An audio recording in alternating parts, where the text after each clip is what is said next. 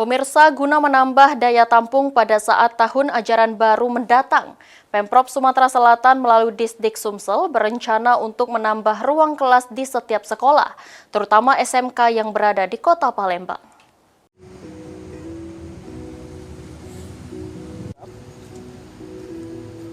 Sebagai upaya untuk menjawab minat dari peserta didik, terutama di jenjang sekolah menengah kejuruan, Dinas Pendidikan Provinsi Sumatera Selatan merencanakan penambahan ruang kelas pada tahun ajaran baru mendatang.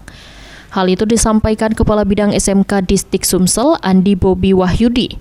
Penambahan ruang belajar direncanakan pada tahun 2026 sebagai salah satu upaya untuk menambah daya tampung pelajar di sekolah. Akibat tingginya minat dari siswa yang ingin melanjutkan ke jenjang SMK, selain itu Dinas Pendidikan Provinsi Sumatera Selatan akan melakukan analisa dan kajian terlebih dahulu terkait sekolah yang akan mendapatkan penambahan rombel, terutama untuk di wilayah seberang Ulu.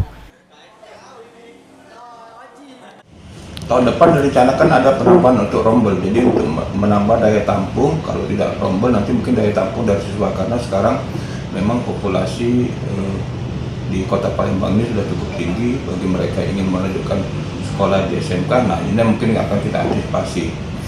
Bapak, itu berarti rencananya akan dilaksanakan tahun depan, Pak ya? Iya, betul, di tahun 2026. Andi menargetkan penambahan rombel bisa masuk ke dalam anggaran tahun 2026 agar pembangunan bisa dilaksanakan secepat mungkin.